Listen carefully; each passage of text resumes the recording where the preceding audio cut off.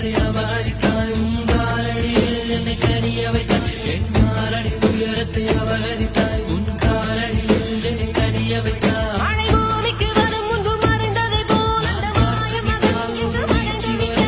பார்த்து விட்டால் ஒரு மோட்சம் வரும் என் முதல்ல நீ